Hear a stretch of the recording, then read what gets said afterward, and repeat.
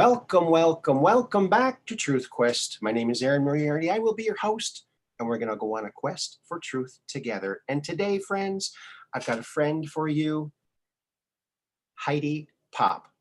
Heidi, welcome to Truth Quest. Thank you. Thank you for having me, Aaron. Well, you're very, very welcome. Now, for those who do not know Heidi Popp, or like I like to call you, Heidi,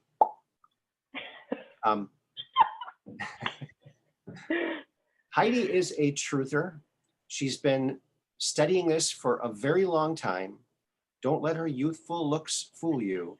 She is very, very mind trained to what's going on. She knows what's going on, and she has a very special way of delivering the message to the masses. And I encourage you all to join her YouTube channel because it's a little shot in the arm of happiness, joy, and with a wink and a smile. Isn't that right, Heidi?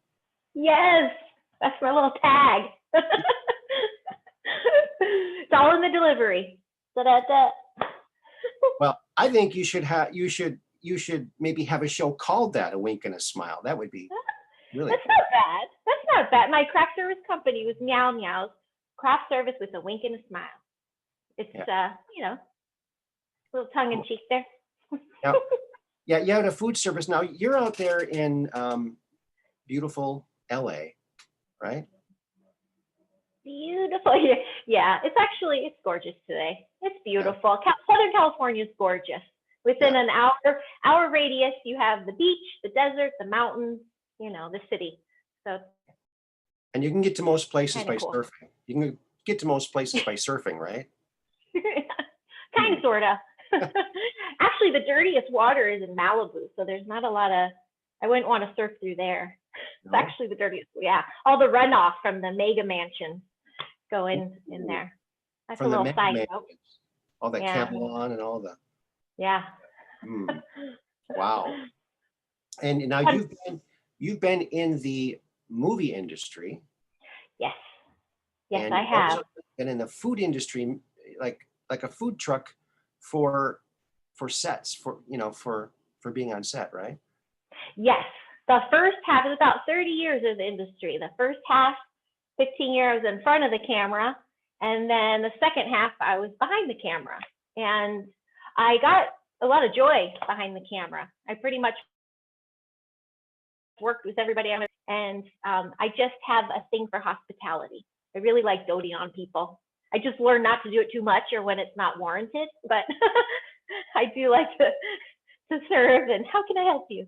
Make people comfortable. So I was all referral for 15 years behind the scenes on some pretty good campaigns, mostly commercials, but I did do TV and I started in independent film, or not indies, but Rob Schneider gave me my kind of start with Crafty. I did two of his films, Big Stan, and I'll remember the other one by the end of this. Wow, very cool. Yeah. Very cool. And then now you did post some of your pictures of your food truck and the food that you had in there on Facebook. And it looks like you gave them a really good, healthy choice of food. I mean, very thoughtful things in that lineup. Well, that was what I was known for. I was known for the fresh and the homemade and farmers market and locally sourced. And that's why I have not been back on set since March 2020, because when Hollywood reopened in June, my entire job changed. No more hugs, no more smiles, no more fresh food, everything individually packaged. And I did cook out of my truck sometimes because we'd go on location. One day I'd be on the beach, next in the mountain, then in the studio. You never know you'd be. I had to stay mobile, but they took away all the joys I had, walking around and what can I get you today and stuff like that. And plus then there's my kids, I do have to watch them. But my passion for really healthier, high vibe foods. I started, what makes you feel good? And, there was a growing trend of half my table. It was also a self-serve table, and then I'd be making things. But half of the table was all, apple cider vinegar and iodine with kelp and, instructions. And I would just always be talking about, how are you feeling? What do you need? Very herbals, and, a lot of herbals and everything, and healthier options. So I know they miss me. I still get calls. I bet they do. Yeah. Well, maybe they'll make $1 million offer you couldn't refuse, and then you'll get a new truck and boom. Yeah, there might be a new avenue for me in that sense. But about the truck, it drove away yesterday. I had to sell it. Yeah, but the thing there was, it literally sat in my driveway since March, and it was now I've officially paid off a loan and a credit card. Like, I'm getting ahead. So whenever I want to jump back into it, I might get a smaller rig. It was a commercial vehicle, so there's always options. But I had to make that decision yesterday, and I filmed it driving away. Well, we can't. Yeah, so I know that. Well, very good.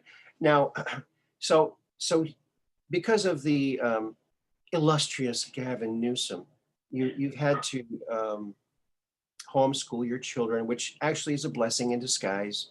You get to spend more time with your children and homeschooling. Yeah. And I know you have a group of like-minded people that you meet with. So you have,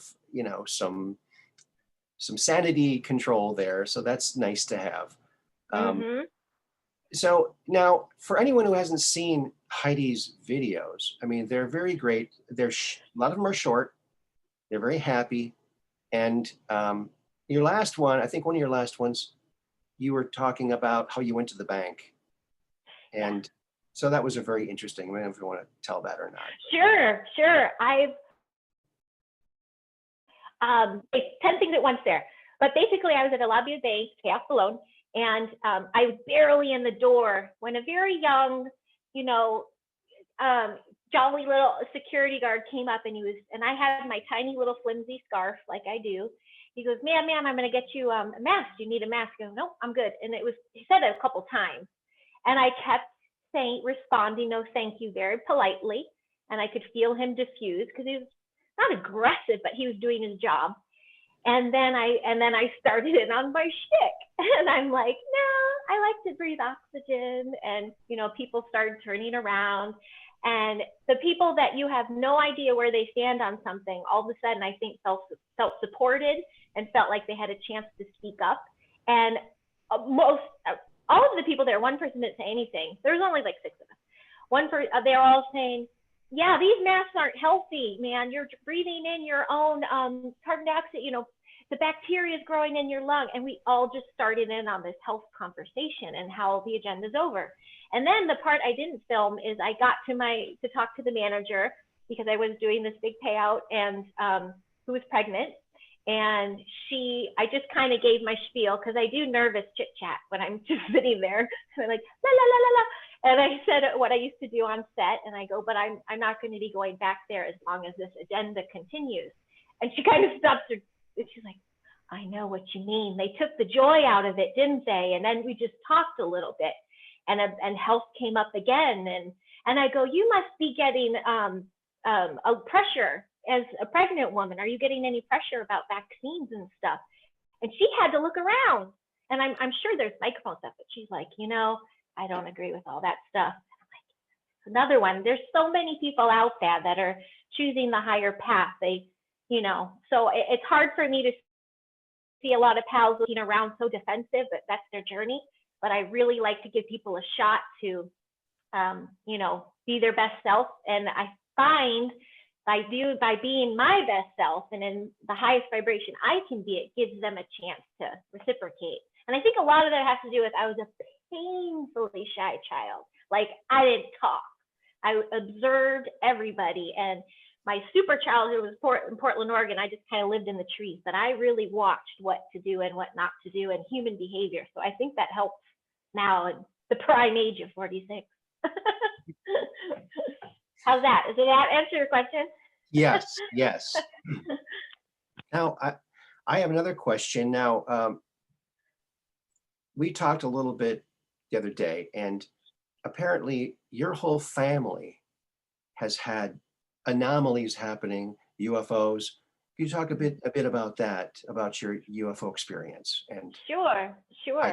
Well, yep. I can't speak for my brother. My sister only now is just speaking up about it. She's like, I didn't know you have the same thing.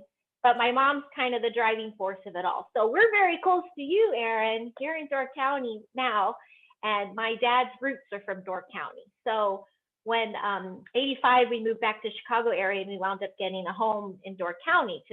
I was a fib.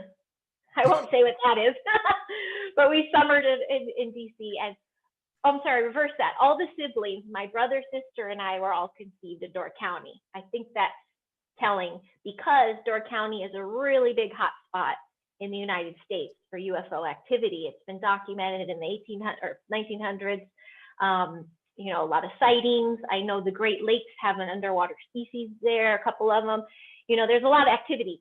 And I wasn't necessarily raised with the discussions of it, but I had a very elemental type mom who, you know, never poo-pooed. She loved the fairy energy and, you know, believed in all multidimensional beings. And she, some stories she disclosed to me when we were at that summer home when I was young is she'd be on our pier with my dad, you know, sky watching. And she had a really special encounter, and she actually has a VHS tape. And I told her she's gonna try to find it for you. And it was, she knows it was an encounter because it was that euphoria with your hair standing on edge, and you know she felt like she was communicating. And the funny thing is, my dad with the huge VHS camera on his shoulder, you know, filming it, he was like this. He knocked out. He wasn't ready. That wasn't his experience. And then all of a sudden, it was like they dispersed, and he's like, "What's up? Did you, what, you know, like no time had passed." And my mom's like, I was there for a while, like having this euphoric moment. That happened with her. She was visited up there. This is while I'm in the house too, by a super tall Native American energy that would be in her bedroom, and nothing nefarious. And she always talked about too this doll named Seth. I'm not sure what Seth means, but there's a connection to a Seth story. I have to get back to you on that one. My experiences up there were terrifying. Mm-hmm. I read the book Communion at like 12 or 13, and I could just consume books. That was my jam in the summer. I'd lay on the pier. V.C. Andrews I loved, but I would just read. And Communion, it just went my perception of, oh, beautiful other beings and things to terror. So at night, I would experience sleep paralysis all the time. And white lightning, that silent white lightning. And I would always wake up and it was at a big storm. I didn't hear any rain, and my family would be like, there was no storm, nothing, you know. And I'm like, but there was a lot of lightning. And they're like, no, you're dreaming. I'm like, I will never forget that, because every time the lightning hit, I always felt I saw short, round shadows in the wind in the doorway. And I just slept like this all the time. It was just always a thing.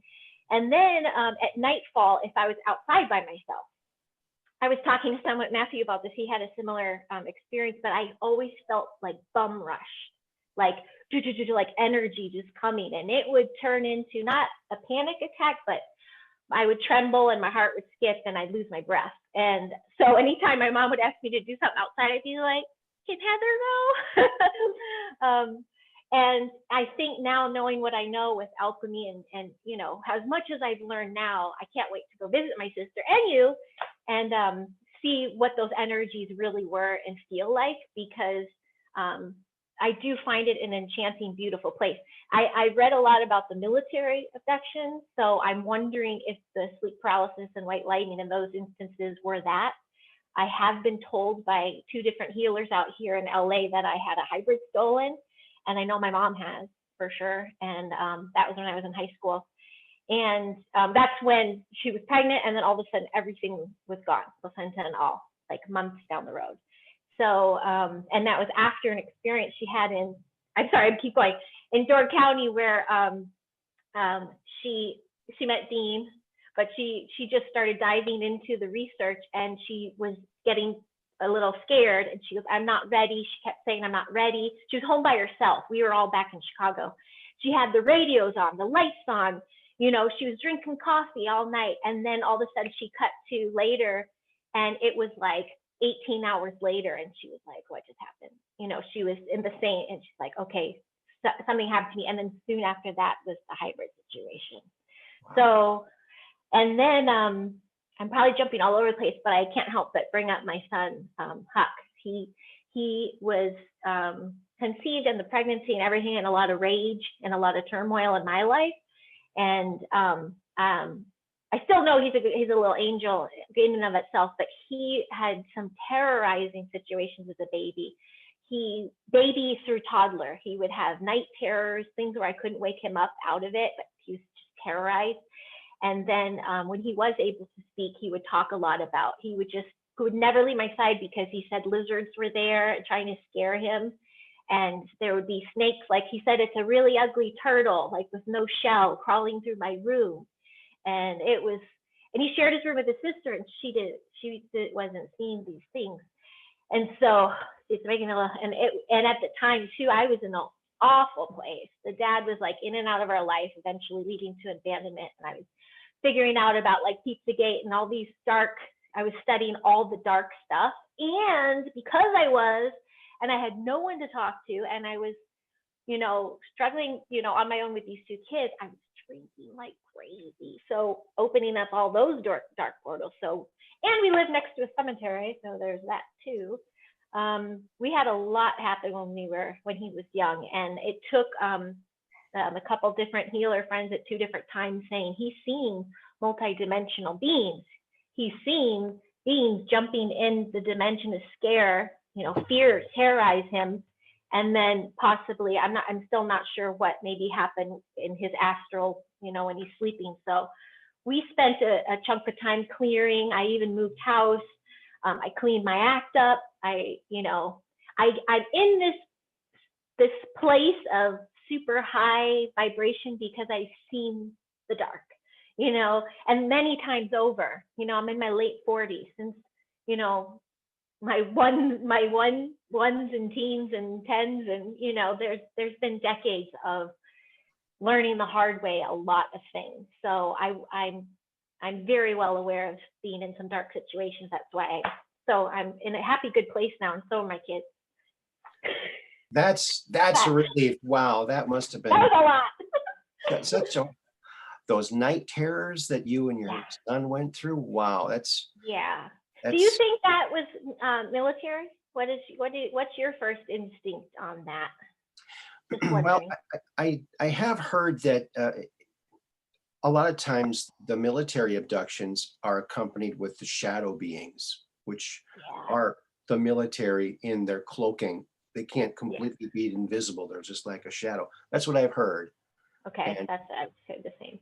And if you want to see a picture of a shadow being, look in the books, 3 or 4 books that Stan Romanek put out.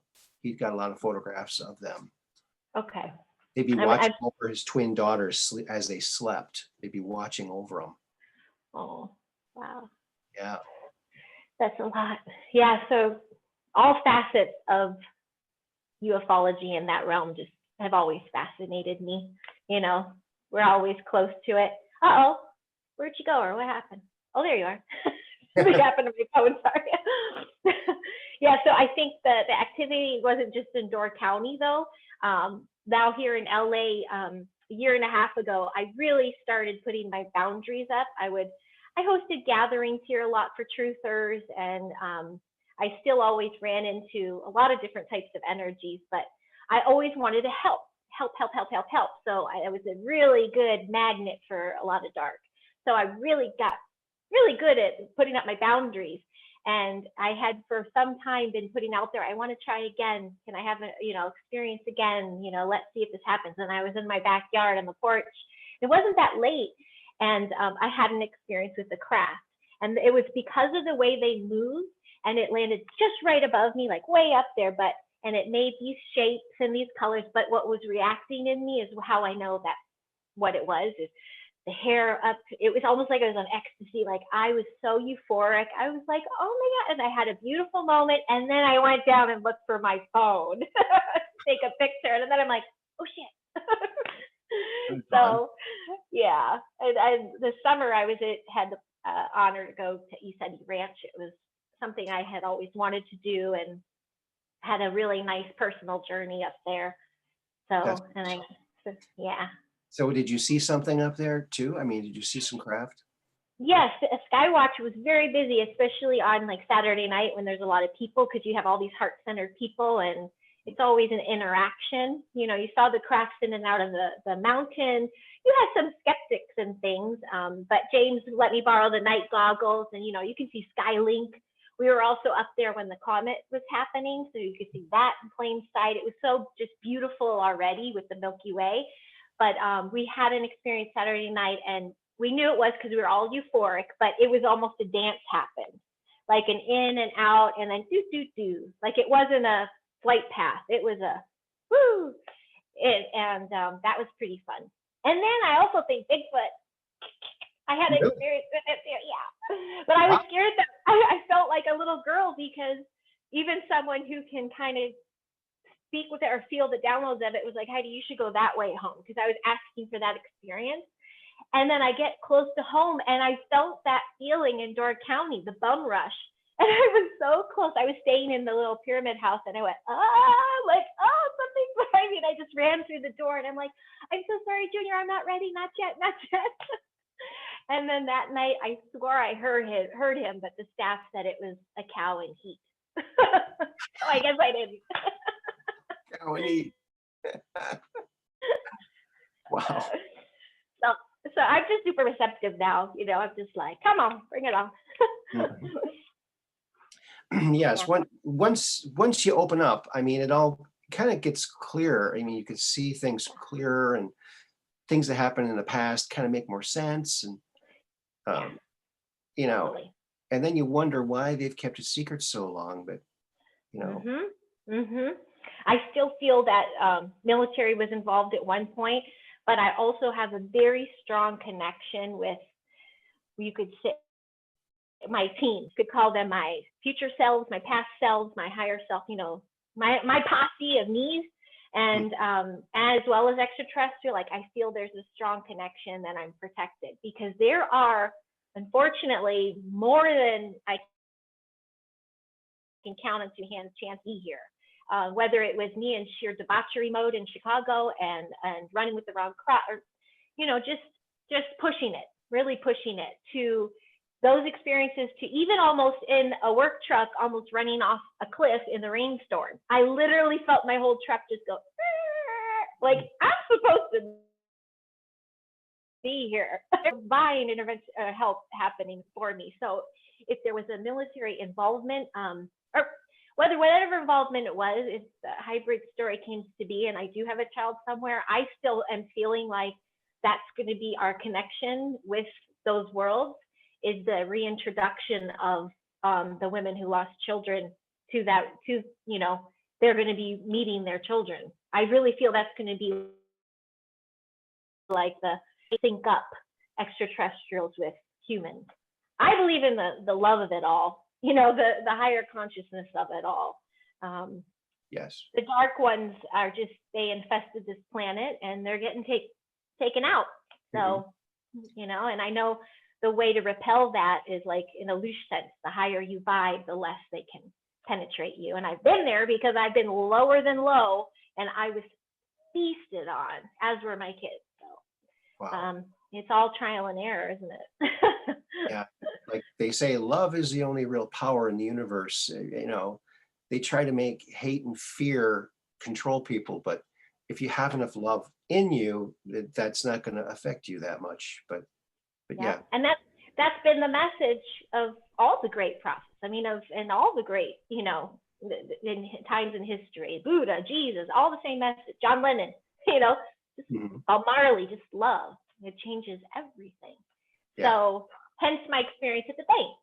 Was I gonna go, no, I don't want a mask? So what does that do? It just starts that toxic energy, and there, those people then are going to get to their car, and then they're going to drive rough, and it's just, or is it going to be like, and then people get to their car and they're going to drive, you know, you're always in control, and you just got to make good choices. Yes. That's similar thought process behind my Invisimask videos. I love those so someone. I go, you know, there's an Invisimask out there. It's based on nanoparticles. And I said, I'll send you the YouTube link. I Yeah. don't know what they thought after that. Very That cool. was great. Yeah, and I've also teleported one to everyone's face. And when the 2 mask and the 3 mask, I did it again and again. So now you're covered. You don't have to wear a mask. Good job. Helping humanity. Could make millions, but that's my gift to humanity. At least trademark it. Come on, this is still business. Yeah, it's not trademarked. But anyway, it's just to help people to have confidence in their own immune system, like, you know, like we used to have, or we still have. But Yeah. you know, I'm pretty lucky. I don't watch television. I don't really have. I have a television over there, but there's some artwork in front of it, and I think everyone should do that. It's a great place to hang art. Yeah. Yeah. I cover a beautiful, beautiful tapestry from Budapest. Actually, it was gifted to me from Alanis Morissette, and it's a team of theirs. Anyway, it's over my TV, but it's beautiful. It like makes the whole room palette. There you go. Yeah, and I feel like the way it's so heavy and there's crystals on it and everything that it just diffuses the whole thing. But I have my little shungite and all that stuff around my Wi-Fi box. You know, I'm powered up with my. Cool. I'm not messing around anymore, especially here. And I'm in the heart, like, and I'm right by kind of Van Nuys Airport, and there's a lot of buzzing and things. Mm-hmm. Yeah, and another thing that you've mentioned in the past was when you were on set in whatever capacity it was, you'd always drop little truth bombs to people. Yep. You know, Always. From the inside, you know, you're in the belly of the beast and you're helping. So I thought that was very cool how you were doing that. Yeah, you can be infectious somewhere in a good way or a bad way. And they eventually started calling me Craftspiracy because the sweet PA nicknamed me that, and it stuck. And you know, some people, I just became a first call, so they knew what they were getting. It's not like I showed up on a brand new set with a new crew and director and be like, "Hey guys, let's talk UFOs." You know, it was like, "What do you got today, Craftspiracy?" You know, and I swear it's all in the delivery. I swear. Yeah. And yeah, it was fun. And then you'd always meet somebody, whether their background or somebody, and be like, "You know this too," and you know, and the tribe grows. It's really cool. But then you'd work some places and it was just really dark and nasty, and it was just survival. You're like, I just got to get to rap. You know, I'm not welcomed, I'm not wanted. But there's some super dark people I've worked with, like Pat and Oswald. They're like, I shouldn't name things, that just couldn't even look me in the eye. You know, walk all the way around me, and then you're like, okay, they're super taken over. And so those things happen too. And then I'd kind of leave feeling a little sickly, and I'd have to shake it off and stuff. So there were some gnarly times, I have to say. Mm-hmm. Well, I think you're very equipped to handle it. You got the joy thing mastered, and I like also how you call yourself a Care Bear, because I mean the Care Bears are really a cool idea. They beam their power, you know. That's very, very. It's a little disclosure there. They were ahead of the times, and I was obsessed as a little girl, super obsessed. I had little bangs in hair and my Care Bears, and my daughter has my tender heart.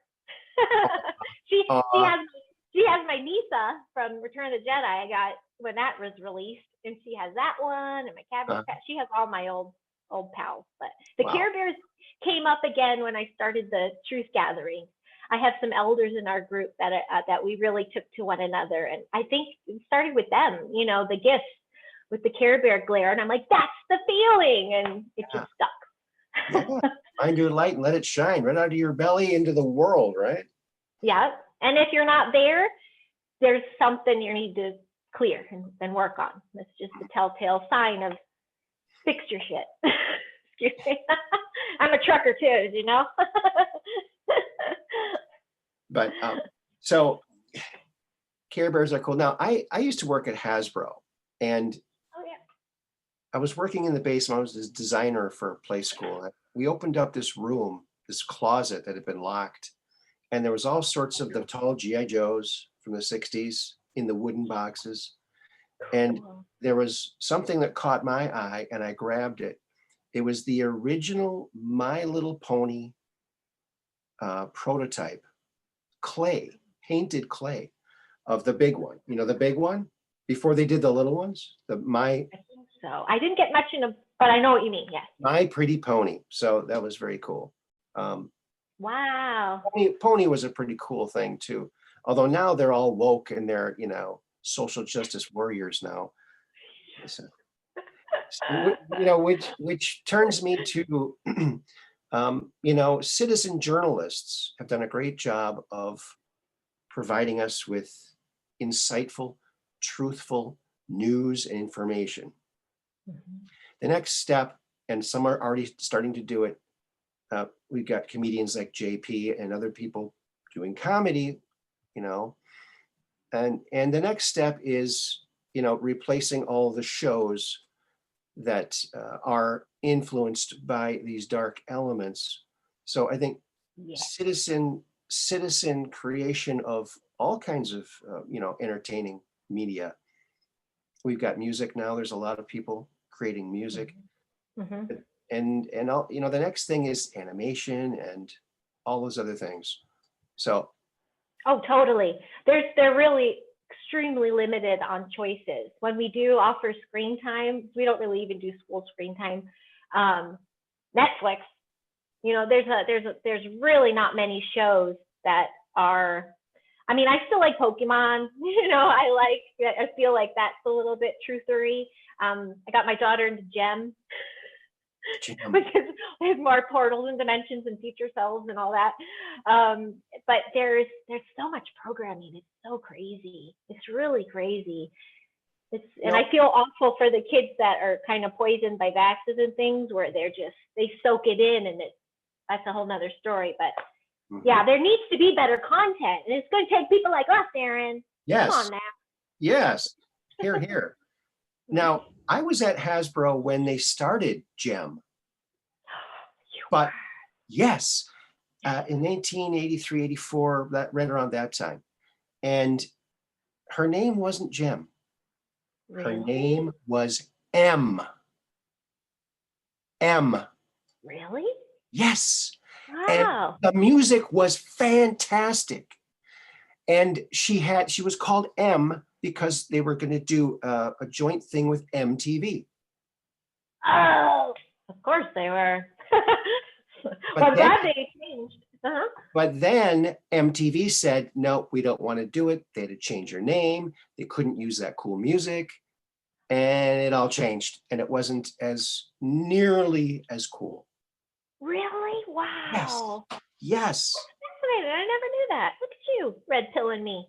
I don't think very many people, you'd have to be at Hasbro at that time to know that, I think. But didn't you say as well they were a good company, like just a good company to work for? They were, back then they were, you know, I don't know what I think there's only one guy there that was there when I was there. He's been there over 30 years now, but yeah, it was a great place to work. And one example of the thoughtfulness that they had was, you know, we had the G.I. Joe license and the My Little Pony license, which were very hot, and the Transformers license. So that was me. Yeah, I love Transformer. Every week when we got our paycheck, the girls would get a My Little Pony comic with their paycheck, and the guys would get G.I. Joe and Transformers. I think the girls got Transformers too.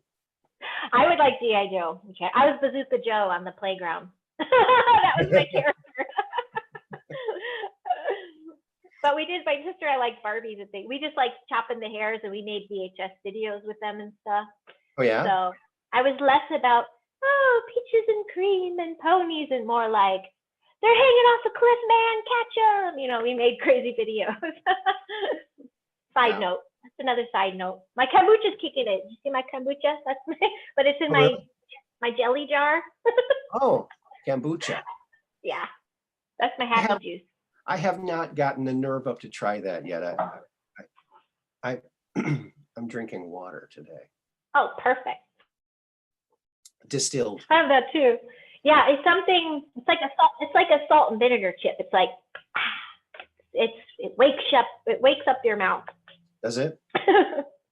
Well, I drink coffee That's most. a kombucha commercial. Is it? I used to do a whole French press, so you can imagine me on a whole French press of coffee, and now I'm like 1 cup.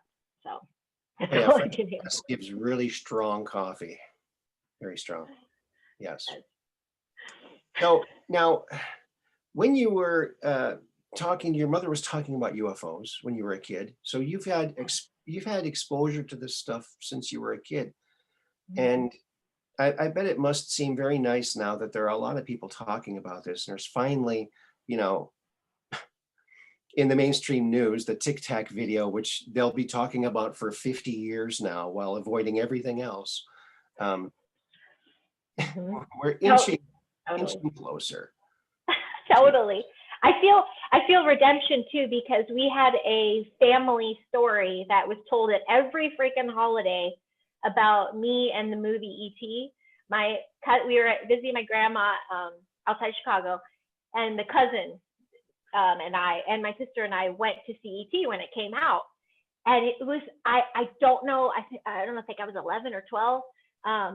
That scene when E.T.'s like running through the grass, very towards the beginning after she throws the garbage away, and he's running through the grass, and I think Elliot, they meet each other and scream. I started projectile vomiting, and that's I just was totally fine, and all of a sudden I got this panic, and I threw up. And then they took me in the lobby, and my grandma to pick me up, and then every holiday is like, E.T., watch out, Heidi's gonna get you, And now I'm like, maybe I had that experience already, and this was me reacting to it. Like, it's kind of like a little bit of redemption of them, like, it's possible. Whereas before it was just, I was the weird little cousin who ruined the movie. Wow. It just made me think of that. That's a crazy response to a movie, but movies do bring up a lot of emotions, and especially that movie really did. I mean, it was a very, very interesting movie. I really like that movie. It, the idea that the kids are the only people that the alien can trust, that says a lot about our society, That was pretty cool, and it kind of made E.T., not human, I want to say, but dying. That was hard, but it was almost like you really have to care, and with your heart, stop with the scientific crap. And there was a little bit of disclosure, but now I have a thing against Steven Spielberg, so. Yeah. Right. So E.T. was kind of like a Care Bear with a magic finger or something, the glowing heart. Yes. I wish I still had I did have a little beanbag E.T. with the glowing heart. I loved novelties. I was the E.T. with, sitting with the face with a million stuffed animals around. That was like my bed as a little girl. So now we talked before, and you mentioned that, you were following people like,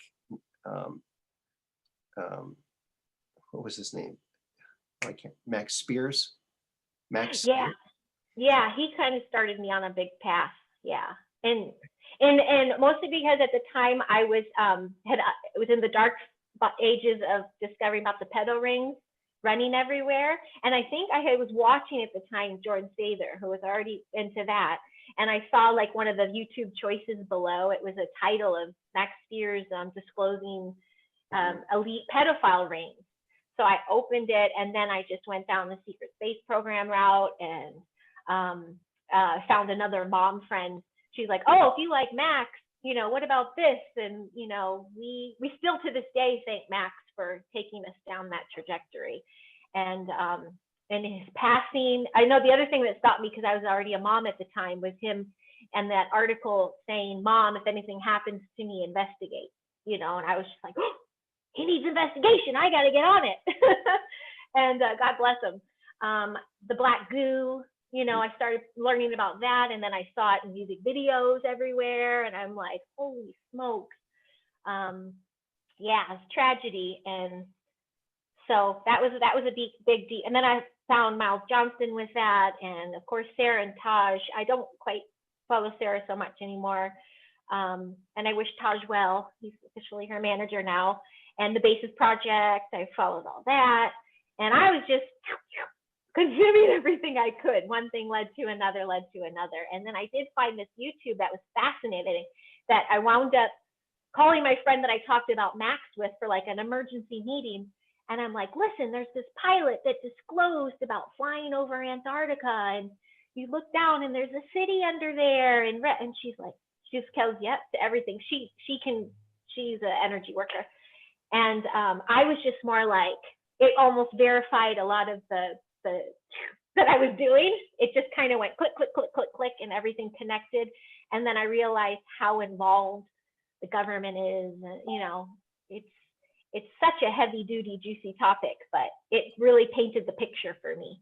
You know, like, this is happening, this is here, and this is getting disclosed. Exciting times too, I think. Yes. Yes, very exciting times. Also, another one that's passed that was a very important one in this field is Dolores Cannon. I know you mentioned her too. Yes, I do. I love Dolores Cannon. I actually found her after I was listening to, who is it I used to listen to? Barbara Marciniak. But Dolores took me down just another route. I'm trying to manifesting now a QHHT session. I think I'd like to explore more of my early childhood that I can't remember, as well as all the other good stuff. But I'm still on her like daily notification. You know, I know she's gone, but they do like little memes of her quotes and stuff. And it's just so right on point with everything. Her studies made me really realize that this time in our life was planned, you know, all the elders, everybody knew about this shift. And so it gave me a little sense of peace about it, you know, no fear. This is happening and it's galactic. Dolores is, yeah, she's a great one. I refer her to a lot of people as well. Easy on the ears. Timeless information too, because, you know, sadly she has passed, but she left a wealth of information. So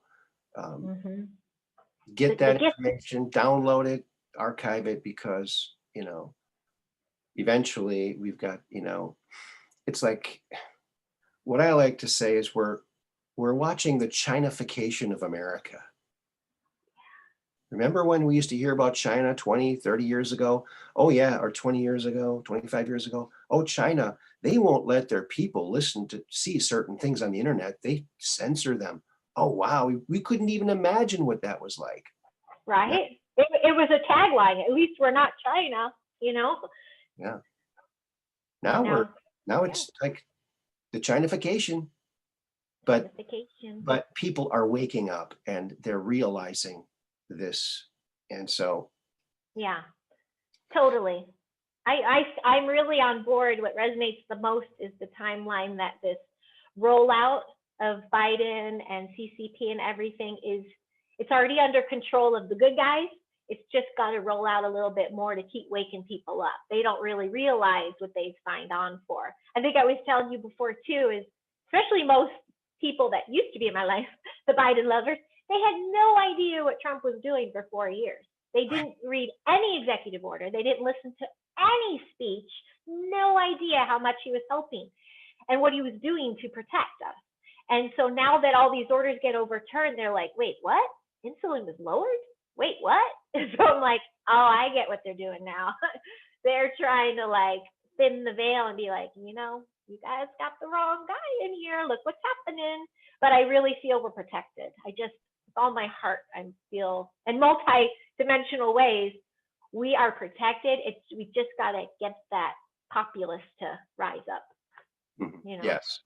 And I think it is good to have the Biden temporary position there for the contrast, so that if it would have been just Trump and then Trump again, the mainstream media would just keep saying, well, Biden could have done it better. Well, now, you know, we've already seen, you know, he's signed his name 40 times, and now I think they're working on colors and shapes, I believe. Good. He's got his shape almost down. You know, the octagon's giving him problems, but He's working on it. He's malfunctioning. It's just crazy. It's just crazy. It's crazy. Yeah, I love our family. Is we have I think it's my mom, my sister, and I, more of the galactic side, but we have other family members that they're still on that radical side, indoctrination, pharma, the works, and it's kind of like I learned the hard way. I learned, I went through and now I'm kind of just sitting back and I'm like, they'll pick up on it, Mm-hmm. I meant no harm when I was trying to warn them. Now, you had some feelings and things happen, and your mother had things happen up here in Door County. Now, I know that in 1951, I think that's what the year it was, there was a UFO over the highway between Sturgeon Bay and Fish Creek, and it was gigantic. Have you heard about this one? Is that when it was? Yeah, I have, because that was 42, and we were right on Bay Shore. We were along the water. We were right there on the water side, and there's photos of on our Bay Shore. This was like 1890s, but so 1950. That's pretty new on. I'm sure I heard of it. I'm sorry, I can't recall the story, but the common thing there for the locals was, oh yeah, UFOs, ETs. It was a common conversation if you engaged in it. So the locals knew all about it. Yeah, and some talk of an underwater base nearby too as well. Yes. Now I'm wondering too if because we did the water ski and had the boat whole thing, but if I loved all the water sports, but if I ever fell in the water, I would curl up like a ball, like I could feel that energy coming up, and I'd be like, get me out. Or wow. I would never swim alone. Like it felt very busy under me, and it wasn't the big sturgeons. It was something else. And then there's the underground tunnels too, because it's all bedrock. It's part of the Niagara escarpment, so there's tunnels. Mm-hmm. Can't you see one in Bailey's Harbor? Isn't there by the park there? I think there's like a cave that they say, no, that's not just a cave. There's actually a tunnel in there. They're all over. I worked at Shipwrecked. Now Shipwrecked burned a couple years ago. It burned down. Did it? Wait, was that in Bailey's Harbor? Shipwrecked. No, it's in Egg Harbor. Egg Harbor. Oh gosh, I'm trying to remember that blue place. They made they had a brew pub in there. Oh gosh, right in the corner there. I was at the Chocolate Chicken. That was my first job. Oh, chocolate chicken is. I love the chocolate chicken. Yeah. Yeah, it's my first job. I did a flyer for them once. Yeah. I got a weird story about that though. But then I would be a nanny at Peninsula Players, the outdoor theater, because I wanted to be. I was always around. I was fascinated with the art, so that was fun because I could roam around and get free tickets and everything. That was very cool. Yeah. But now that UFO, and I'm pretty sure it was 51, maybe it was 1950 or something, but someone in Fish Creek saw it, and he called someone at the Door County Advocate in Sturgeon Bay to report it, and he walked out while he still was on the phone. And oh my goodness, look, and they both saw it at the same time. Wow, so cool. It's a hot spot, man. It is a hot spot. It is. And I had a cable access show up here. I don't know if you know about that. I do. You were saying that. Oh, I wish you still did. Well, you're doing it now. What am I saying? Got a little bigger audience now, slightly bigger than the little town here. But yeah, my show only aired 3 times. The UFO show with Aaron Moriarty only aired 3 times on cable access. And then they closed me down, censored me, wouldn't let me back in the studio. And they even called the cops on me to threaten me. Oh my God. I know. I'm sorry. Go ahead. Oh, I know that, they're trying to protect it, but there's also that super old school. It's such a beautiful, quaint area. I think part of them wanted to protect people from, they want tourism, but they didn't want those massive crowds, I'm sure, that would come up and start like beeping around looking for a craft. But I think they're all in it together anyway, trying to hide it. Yeah. So I'm sorry, but you red pilled somebody, I'm sure, with that show. Oh yeah, we did, and people were coming up from Green Bay to watch it, because you had to be in that area to watch it. So Cool. that was fun, but yeah, the chief of police threatened to throw me in jail and throw away the key. No one will ever know where you are unless you stop your show. Well, that's huge right there. And I lived a block and a half from the cop station, so that was scary. I mean, I was pretty scared. I mean, I couldn't sleep for a couple nights. Like, wow, this is really like invading. Were they ever like following? Were they following you or watching you after that? I don't know. Maybe. He since has passed away. That chief of police passed away, or like I like to say, he went back to his home planet, I think. What were you going to say? It's funny when I asked that, when I asked that, you were kind of freezing, and it sounded like, oh, yep, they're watching. See, you're frozen again. Oh, there. I always tell people because they. I think it's just the cloud recording is what does that. So I don't think it'll be freezing when we replay it. So I hope. Okay.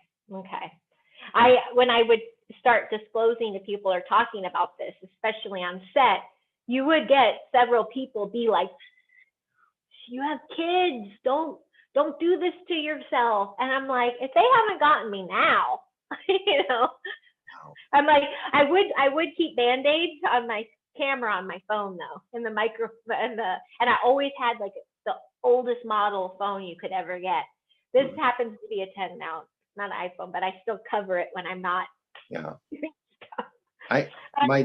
My daughter gave me this iPhone, but I don't know. I downloaded an app for Google. It's supposed to make it into a Google iPhone, and it says it's supposed to be very evident, although I can't see how it is. Oh gosh. Dun-dun-dun. Google that was iPhone. good. Thanks. Yeah, a little bit of humor. That's our job. We gotta get the humor out there. There's nothing wrong with humor. It's necessary, and it opens up your crown chakra. So it also makes your feel extra large. So yeah, I always loved comedy clubs too. When I turned 21, I still wasn't really drinking or anything. Or no, yeah, 21 I was. We went to, all I wanted to do was go to a comedy club. Like, I can get in now. I love to laugh. So who did you see? I don't remember. No kind of headliner. This was like, my family took me. So every birthday I wanted that show. We went downtown Chicago and we'd do show and dinner and stuff. So the 21st show was a comedy club. And I think we were like in Elgin, Illinois or something. So no one off the top of my head, but I'm sure they were really good. I got to see Jay Leno in Boston once, and that was pretty interesting. He's awesome. He says a lot more swear words when he's not on TV. That's what I noticed. I believe it. Yeah, that was a big scene even out here. I would volunteer or work Second City, Chicago, or I was more dramatic in Chicago when I was doing my stuff. A lot of drama, but also very industrial, like Sears catalogs and, industrial films. But out here, I was introduced to like the improv world. So I worked at iOS, Improv Olympic, and would go do, watch the circuit. I started writing my stand-up sketch, and then I was in an improv troupe in North Hollywood. Slow Children at Play, they're still going. And I was scouted by Mad TV, and I really liked just the pace of sketch comedy, and then scene over, next one, and then I got into physical comedy. And so I realized why I veered out of that from the drama is, whether it's my ego or not, I liked the reaction. I liked hearing the laugh. Yeah. I was like feeling it. I'm like, okay, let's keep going. Hearing the laughs is the best. You know, I love telling a joke and hearing a laugh. Even if my laugh is the only laugh I hear, I enjoy it. Right. Yeah. Hey, it's a high vibe way to be. So have you ever seen a UFO out in LA? I know of a friend who shared with me some photographs of some cigar-shaped craft that she photographed while she was out there. Have you seen anything like Well, that? I had that one experience in my backyard, and that was what caught my attention is as I'm near a flight path. And I'm like, it just was lights that I'm used to, but it was turning this way. So I'm like, is this a drone? And then when I really started watching it, what was one little light turned into 4, turned into 8, turned into 2. And I was like, this is what I asked for, and it stopped over me. So that was just a year and a half ago. I've worked. This is interesting. I forgot about this. I'm near Simi Valley too, which used to be a nuclear test site. That they buried. They just covered it, kind of like Poltergeist. They started building the town on top of it. But it was a really early AM call time. It was way before sunrise, and it's 118. It's pretty. It's rocky, and on the left is the towns, and then the right wasn't incorporated yet. And it's a lot of. They say there's a lot of activity because at the end of it, really, well, we have Point Hanum. We have a naval base. We have a couple bases along the shore. But there was a lot of craft driving, and I was sitting, and then I kind of pulled off because I was way too early for my call time, and I saw a hovering, I don't know what it was, with the beam of light.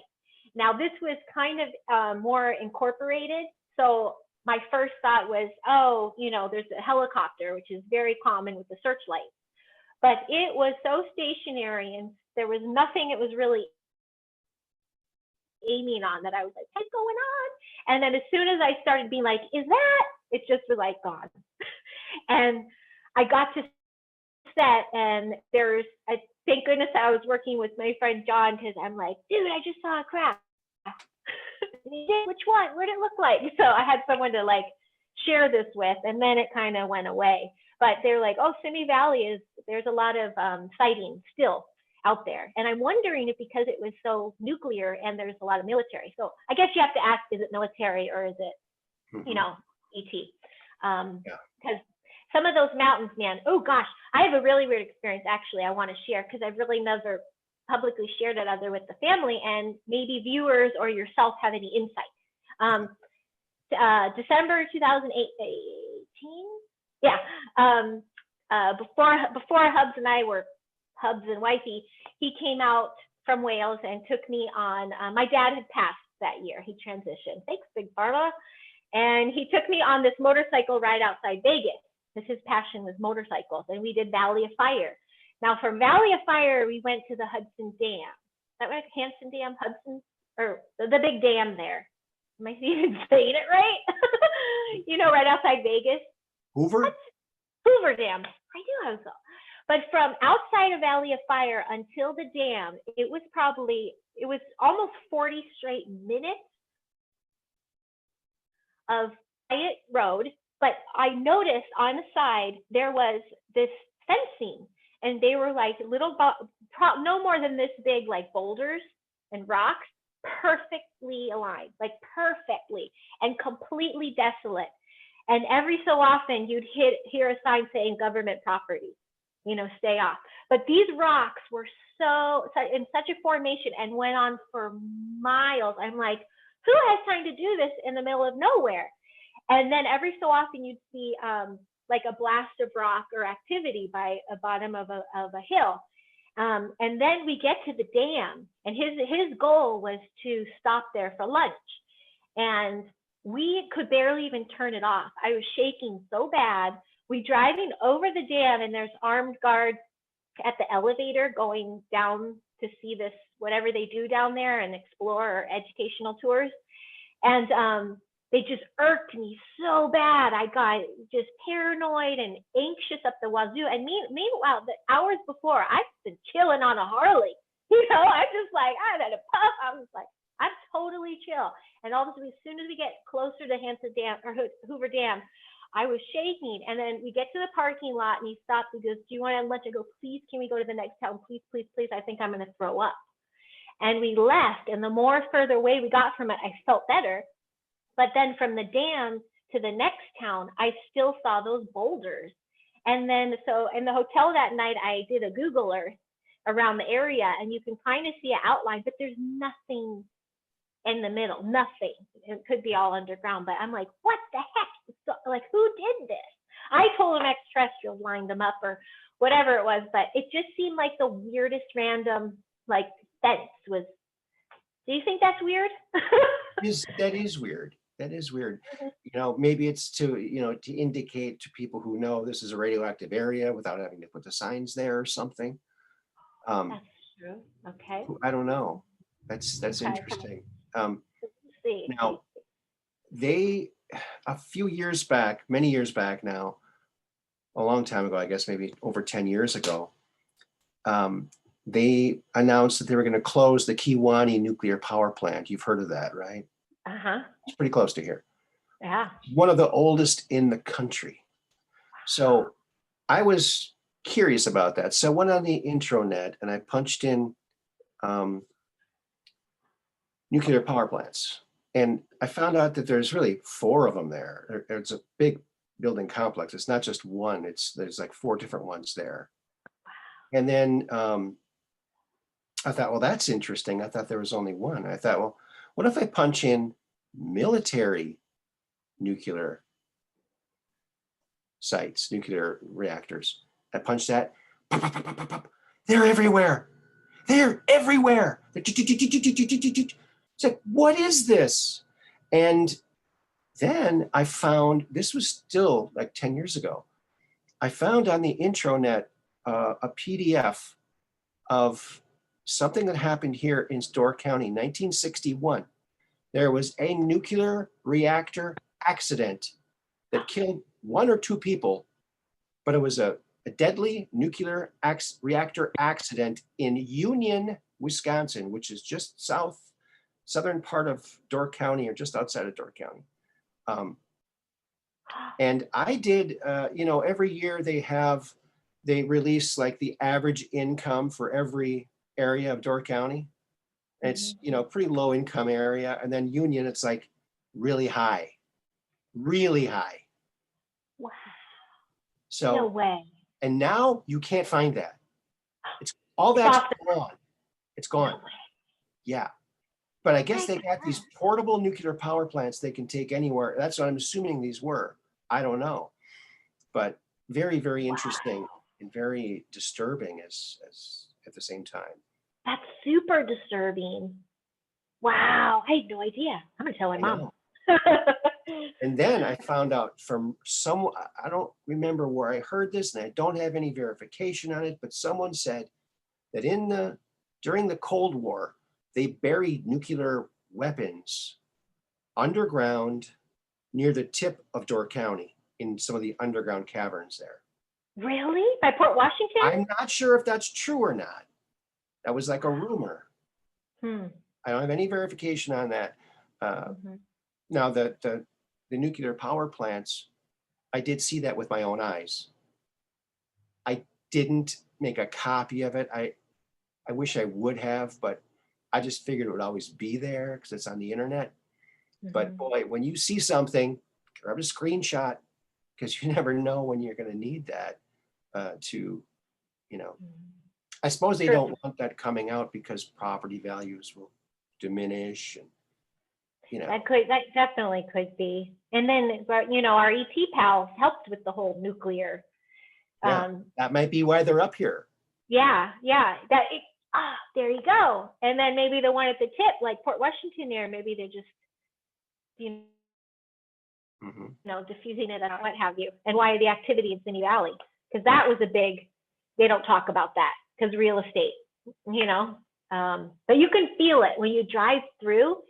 It's got that. You're coming out of this rocky pass and going into it, and you're like, oh, this is tranquil and cool. And then it's just like, you know, and dusty a little bit. Sorry, my Simi pals, no offense. It's just, it has a totally different energy there. I would wonder. I'd wonder if I'm excited to go back to Door County like this spring to see just what everything feels like again. Last time I was there, it was kind of tragedy why I was. So I didn't have time to explore or do all my things. But knowing all this now, I kind of want to ground some light there. Yeah, it's pretty fascinating. There's actually caves and tunnels and stuff all over around here. I know one fella that does spelunking. It's kind of dangerous because, they're not that big of. Now, when I worked, getting back to that story about Shipwrecked, when I worked there a long time ago, me and the chef went down in the basement to check out to see if we could find a tunnel, because apparently Al Capone used to go there, and they had an underground tunnel that led right to the water, so he could make a quick escape if he needed to. So we went down there to kind of explore this, and we saw some areas that looked like they were patched, like they used to be an entryway, but we couldn't find anything solid. And then now the place was torn down and it burned down, and they completely rebuilt it. So. Wow. Yeah, I think it turned into Blue Iris. Is that it? I know where you mean now. We had a place of Capone's too across from our subdivision outside Chicago, and it was right on the Fox River. And it was a little bar, boating bar, burger joint, and they kept some of the bullet holes, the wall with the bullet holes. It was one of his hangouts. So that was fun, and I'm like, I could ride my bike here. Yeah, man, he was all over the place. He was, yeah, he really was. The water systems, he's that was the way they travel. Man, DC is fascinating. Door County, not District of Columbia, which Biden is president of. Corporation. Corporation. Yeah. So what are your thoughts on that? I mean, I think it's good that we don't know what's coming up, because what makes a great movie is the suspense that it gives you. You don't know what's going to happen next. So whatever happens, it's exciting. So it's good that we don't know what's going to happen. But even if this takes 4 years to get POTUS back in, our DJT, Donald J. Trump, with how much he got done in the 4 years he was there, he can pretty much undo everything Biden did in probably the first week. Totally. Oh, yeah. You froze. Am I froze? Oh, there you are. In my heart of hearts, and every time I've gone within with this, I do not see it going 4 years. I really feel like sooner than later, before summer. I really feel that. Yeah. And I with all my heart feel that. I also feel he is not in control. I know, his threats at the border with the caravans and things. Our military is not going to let that happen. We are protected and controlled. I still feel it to be a show. I don't feel like I did know that the 90,000 union workers that were laid off. I hope they're the first to get the biggest chunk of gold back change they can, because there are victims in this coup, this plan. Yeah. But having watched even Donald Trump Jr., his sons and their videos and the Ivanka and all that, they're so confident. Even Trump was like so bloody confident. I'm like, they know what's up, and they know something good is coming. They're literally just hang a little bit longer. So I really do not think in the heart of hearts they would do that to the good people fighting this fight. They would not that long. But it's really survival of the fittest at this point. That's why I'm trying to not just take in too much of the information. But it's the greatest show in history, that's for sure. Yeah. But there's that video too of him at Mar-a-Lago with the his Secret Service around him, the same Secret Service he's had. I just got nothing. I wish I could catch them. Wonder if they're in Culver City. I'm going to go stalk that pretend set. I'm going to go stalk the area and see what I can uncover. Yeah, Castle Rock. Yeah. Yeah. Rock. I had a paycheck from them. I was going to try to find my pay stub. But some day gig or something I did. But yeah. Trump should troll them and go outside that set, outside of the window of the Oval Office, and do his little dance back there. That would be so cool. Something in me too. Well, this was eerie too. I've gotten some calls from both sides of the bird saying, how did you say that? How did you know that? Because all year I was like, I don't feel this election's going to happen. Like there's not going to be an election. It's going to be dragged out forever. And they're like, what are you talking about? Now they're coming back and they're actually asking like, what else are you thinking? Before they were just like, then now they're like, tell me more. Yeah, because when we tell people what we know, what we've learned, we're planting seeds, and we don't know when that seed's going to grow. Everybody's different, everybody has a different point of view. I was quite the lefty, and now I'm, very independent. I just think we should get rid of all the parties and just vote for people with ideas. Yes. Bring the Star Wars council. Like, let's get all the beans from all the sides of everything together. I was an Obama mama. Me too. I was an Obama. Yeah. I bought in. I voted for him twice. I wish I could take those votes back now that I know. Totally. I was keeping up with the Joneses and thinking I'm all Miss Progressive and look at how trendy and cool. What? Oh, and then I went libertarian because I found Rand Paul, and then I'm like, no, there's still a division. This is still dividing. Yeah. And so I'm like, end the two-party system altogether. Let's start over. And so now I know when this big arrest, they're going to continue arresting, I should say. 98% of Hollywood is going to be taken out. I mean, that too, but 98% of the Dems and Republicans, they'll all be taken out. So let's just start over. Patriot Party and Galactic. Right, exactly. And you know what would be neat is if maybe politicians, they could get paid with different kind of money, like blue money. So that they can't be bribed because they'd have green money. No, you can't have that. You only get the blue money. I don't know. There must be some way to safeguard this because, well, you see these people, they're in Congress for 30, 40 years. They're in big mansions. They never seem to do anything for the people. Oh, tell me about it. In California, we got Pelosi, the Gettys, the Newsoms, the shit. I mean, they're gnarly, and they're all in bed with each other. They're all related. And they care not. Maxine Waters, the fact that she got in again, and I don't know if you saw the campaign of the fella running against her. The young man, a veteran, yes, young black guy, very impressive. Yep. Very impressive. Very, and I'm sorry, but I'm people on the street, and they all wanted that change. Everybody voted for that, even the radical Bidens. They say, no, this will be good for LA, and all of a sudden it's Maxine. People are like, huh? There's no way she had. We didn't even vote for Newsom. we voted for Cox. We knew all the numbers.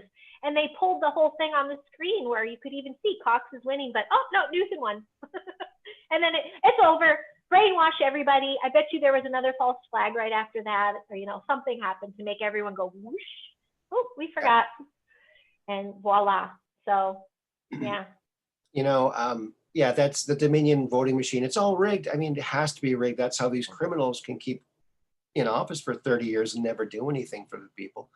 Yeah, that's why they were so freaked out when Trump won in the first place. They're like, how? It's rigged. How did he get it? Right. Galactic.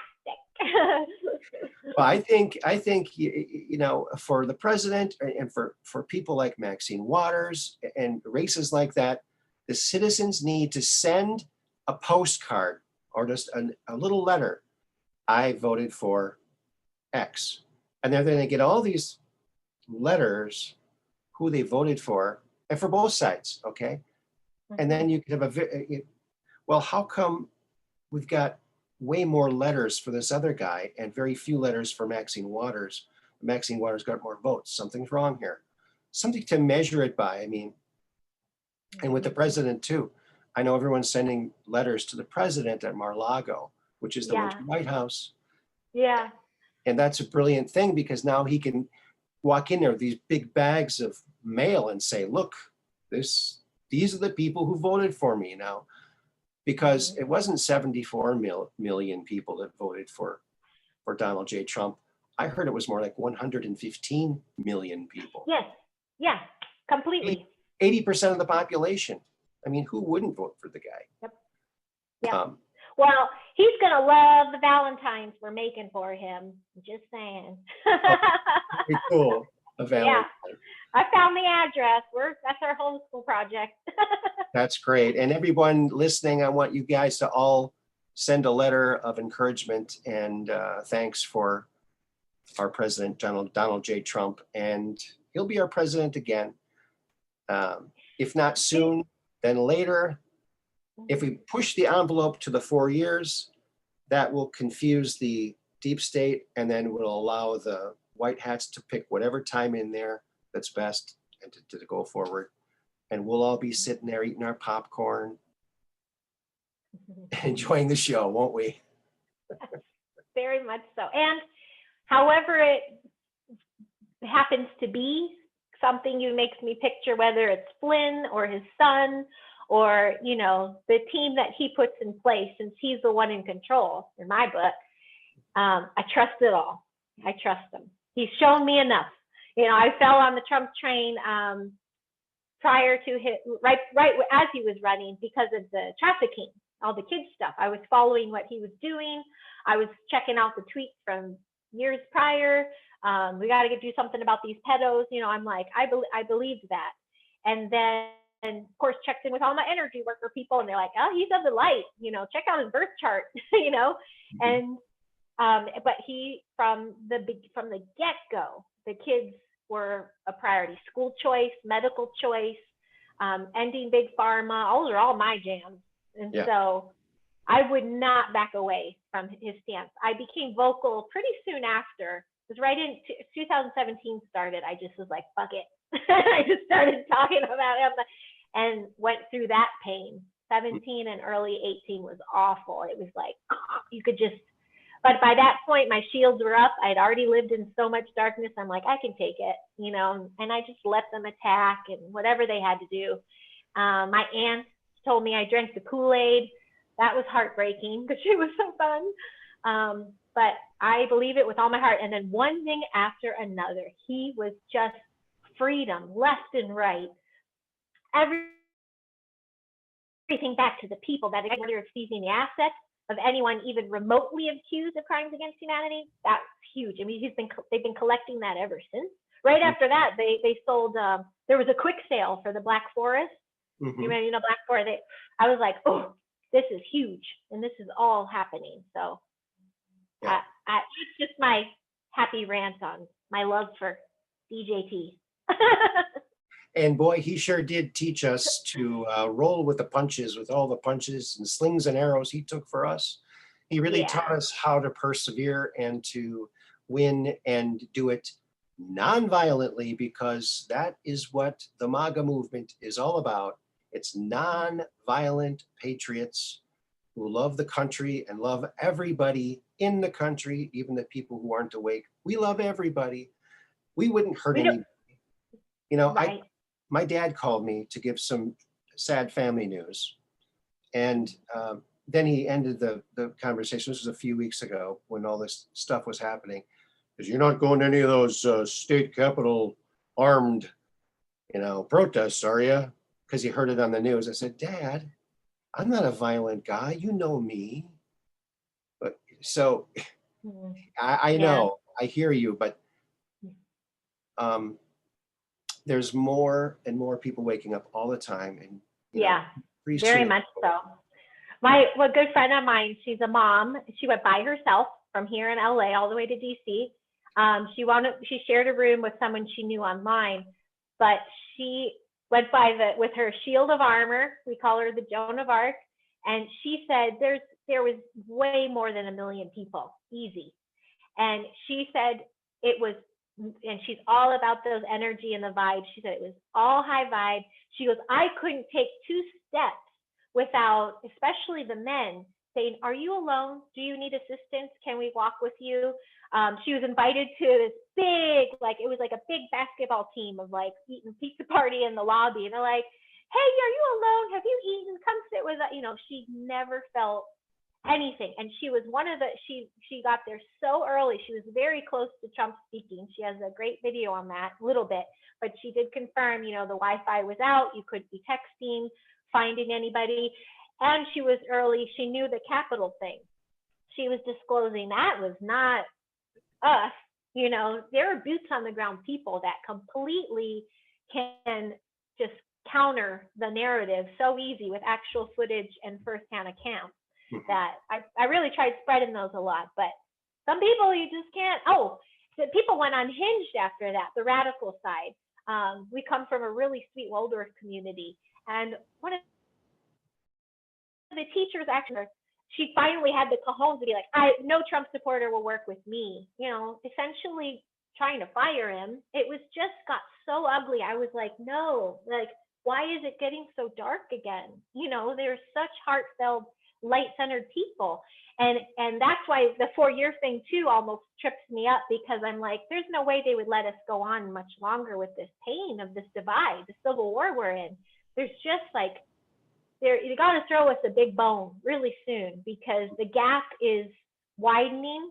I myself am seeing literally 2 timelines. Like, people just don't even see me anymore sometimes, and I see them by themselves still walking with a mask, and it's like, so, yeah, it's really hard. But that Capitol thing was when I was like, oh, MSN, they're gonna trash MSN for reporting fake news, for, you know, they have the evidence to do it. It's just so juicy, taking everybody down. Pharma, MSN, you know, the bad actors, juicy. And that's going to take a while. But in the meantime, military's got my back, the Galactic's got my back, and we're golden. Yes, and I think that they're trying to time it so that there's no casualties, or as very few casualties as possible. So that's very reassuring too.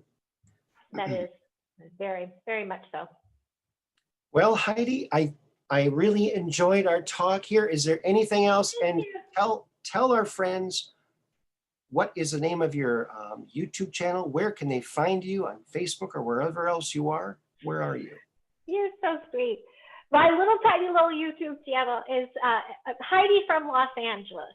That's my handle on YouTube and Instagram. And then Facebook. I have no idea why I'm still on these platforms. It might just be that I'm just deflecting it all, because I sure as heck should be on Facebook anymore, at least. But I'm there. And my YouTube is Heidi from Los Angeles. Yeah, there you go. And then next, I'm going to be traveling to Cocoa Beach, Florida for that Starseed Adventures conference. We're moving forward. We're making it happen. It's starseedadventures.com. But I was asked to work at the conference so I can get back to my hospitality roots. And we're just trying to gather. You know, it's really time to gather and amplify. And wherever you are on the Earth's plane, you know, there'll be a live stream option as well. But it'd be fun. I can't wait to be in person and actually hug these people and have that energetic exchange. We start in Florida in March. We go to Sedona in May. And then there's several down the road with Tulum and Stonehenge and all this good stuff. But that's where I'll physically be next. But I'll always be online, especially after I'm going to try to figure out my laptop this week and see if I can be online that way. Okay, great. Well, Heidi Popp, or Heidi, thank you so much for being on Truth Quest. We really enjoyed it, and you delivered it with a wink and a smile. So thank you very much.